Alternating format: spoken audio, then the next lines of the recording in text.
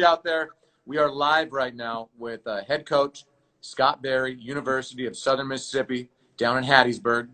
He's been coaching the Southern Miss Golden Eagles for 19 years, head coach for the past 10, Conference USA Coach of the Year 3 times, a great honor. In the last decade, Southern Miss has been nothing short of excellent.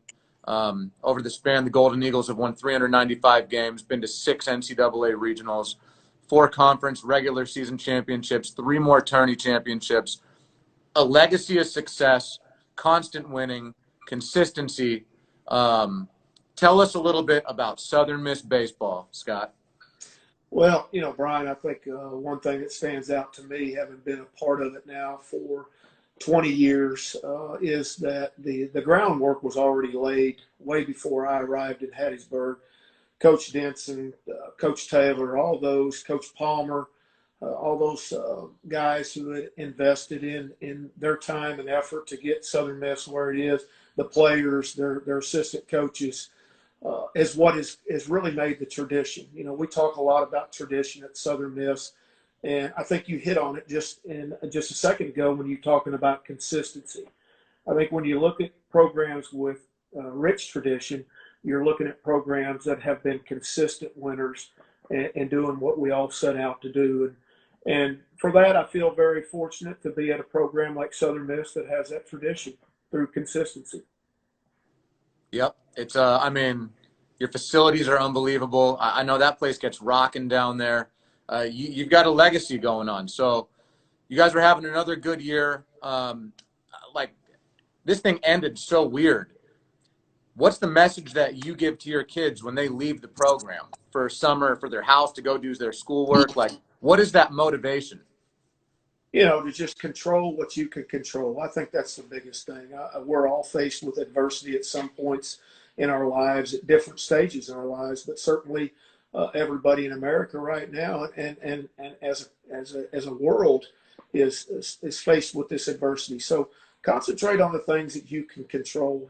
That's yourself, that's your attitude, everything that goes into making up who you are and keeping you safe while also respecting others.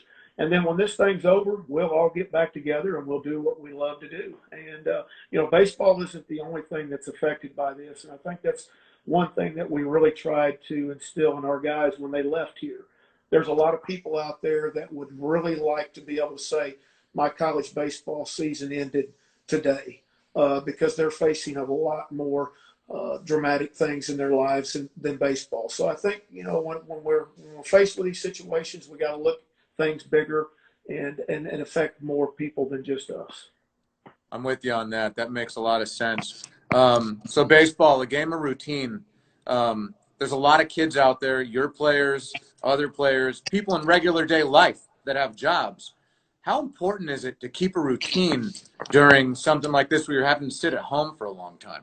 Well, not knowing when the time is going to come and pass to where we pick up, I think it's very important that you continue to do the things that make you successful, whether it's in the business world, whether it's in the sports world. I think we're all routine driven and we become accustomed to that. And that's what keeps us on time. And with our guys, certainly we've been able to provide them with things that keep their game sharp. A lot of it's going to have to be done by themselves, which I think is really the true character of somebody. When somebody's not standing over you, making you do it. Do you have the discipline? Do you have the commitment to do it yourself? And certainly when you're trying to achieve things at a higher level, that's what most athletes are accustomed to, or that is their routine. So we provide them the resources, the workout plans, from the weight room to everything else that involves their game to continue on with their routine in hopes of one day soon that we'll be picking back up and doing the things that we're used to doing. It is a kind of interesting time because I think you and I and everyone's learning so much new technology and ways to keep in touch and communicate with players and everybody else in the world, and ways to educate yourself. It's a great time to get smarter with the game and to work on different things and pick up some tidbits from here and there. What are some of those things that your guys would work on right now? Are you learning things right now? Are you picking up some new stuff? Yes, I am. I think the greatest teacher is being able to learn on the job. When you're talking to a young man and he's not getting the playing time that he certainly would like, I think what you have to really make him see is that there's a lot to the game that can be learned by just watching. You don't always have to play it. You can watch what makes people successful, what makes people fail, and you can apply it to your own. And I think where we are right now, where we don't have the ability to watch, even on TV, baseball games, there's nothing on. Your resources are now connected to the internet. Your resources are connected to any kind of social media feeds where people are putting out there. Obviously, there's some Zoom chat rooms within our sport professionally where coaches across the country are talking about baseball and really learning from one another. So I think you really kind of grasp to those types of resources and try to make yourself better so that when one day we do get back on the field, you can apply some of those things that you've learned. So you've been coaching for a long time. What is your thought on? And we've just been talking about social media. Like, how have players changed? How has the whole process changed with kids in this different millennial generation? They're on their phones, they're on their computers, they're on the internet, social media all the time. How has that changed the way that you guys operate with the kids? Well, certainly, I think you have to move with the times. I didn't grow up with the social media that this generation has right now, and certainly you start using Instagram, you start using Twitter, all those mechanisms that reach these kids. Certainly, there's a lot of recruiting databases out there that are sending us information. At one time, Brian, you could hide a player out there. If you saw a really good player and a lot of people didn't know about him, you could hide him out. But Good today, point. today you can't hide him. I mean, That's a great point. there's so much exposure through all the media and social media that if you can play, then people they know about you. So you have to stay up with those times and really try to stay ahead of the game through social media. Interesting point. You could be at a school in the middle of nowhere and everyone knows about a kid, and then there's 40 scouts out there. Interesting stuff. All right, so I know you're one of the top catching guys in the nation. Like, you love teaching catching. So give the, what are you looking for in a catcher? Well, I think number one is athleticism. I think that a lot of times a catcher gets stereotyped as just a block that sits Right. back. But the higher in the game, the more progression you make in the game through the levels, the more athletic you've got to be. Otherwise, the game will find you and expose you.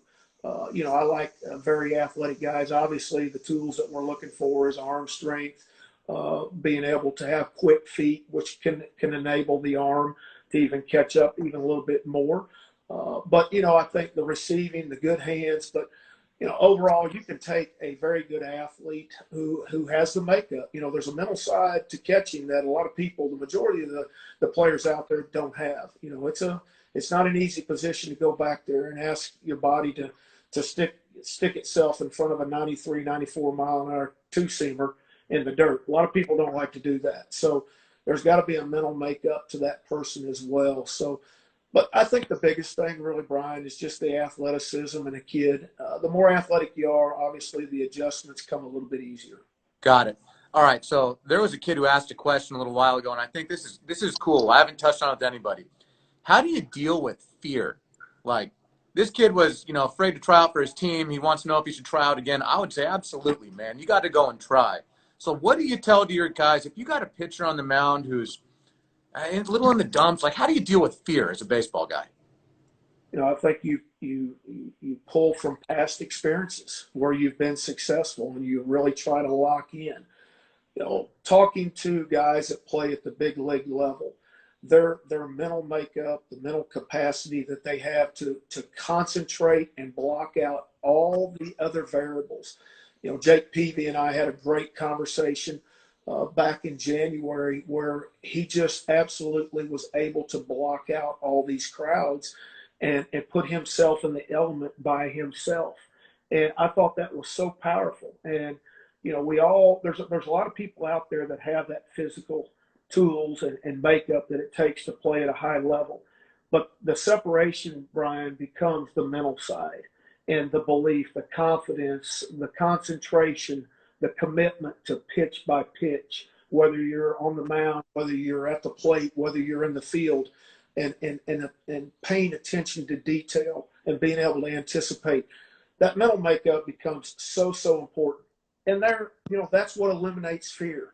I think fear is a part of all of us. There's nobody that is out there that says, "Hey, I'm afraid of nothing." Oh, there's stuff out there that's going to make you afraid, I can assure you. But to be able to channel who you are and what you believe is going to be the determinant of whether you're successful or not. Very cool stuff for all the kids watching. That's awesome. All right, let's talk about your facility for a second. So, I mean, the park is unbelievable. Tell everybody out there who has not been there yet, and I invite them all to go check out your website too, because the pictures, lights out. Well, it's a newly renovated park. The park was actually opened in 1985. Coach Denson was the one that architected the whole thing, and he was the brains behind the fundraising that sold the seats and really evolved what we have today. Certainly, things have changed since '85. Just this past January 20th, we took ownership of a new surface. We chose to go to synthetic grass, and Field Turf was the company that we used, and man, they just did an outstanding job. And the surface is like none other, and it plays different than any other turf surface, synthetic grass surface that's out there. But we made the decision to do that from the development side. In all honesty, it kept us on the field on rainy days. We're in the South, we get a lot of rain, and there's seasons where we lose games, and we were losing revenue. You pointed out that we have an outstanding following. We've been in the top 20 in attendance, total attendance, for over the past 25 years. So baseball is a way of life at Southern Miss and South Mississippi, and we don't want to miss out on those opportunities to not push people through the gate that enjoy baseball. But, our facility has 12 suites, which are very, very nice suites. Great press box. Most of the sports information people that come to our park say it's the best press box in college baseball. Of course, we really took in our sports information director as well as our radio broadcast people to give us input. And the architect was really open to that. I think a lot of times when you're developing a facility, the architects want to do it their way. But we're fortunate we had one that valued what we wanted and what we needed and how we wanted it. So great facility, man. It's a great place to come watch a game of baseball at the college level. I've got to get out there at some point. I mean, that experience must just be something else.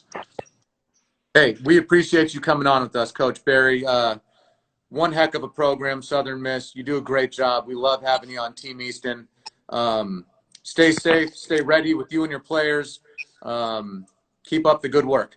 Well, let me just tell you real quick. Been with Sure. Easton since 1996. Went on board with them. Of course, I swung at Easton back when they came out with them in the 70s. So they've been a great partner for us. They've invested in us, and we believe everything matters in our program. And certainly Easton has been a major player in what we've been able to do in our success at Southern Miss. Love having you on Team Easton, Coach Berry. Keep it up. Thank you, Brian. Have a great one. You too. Bye.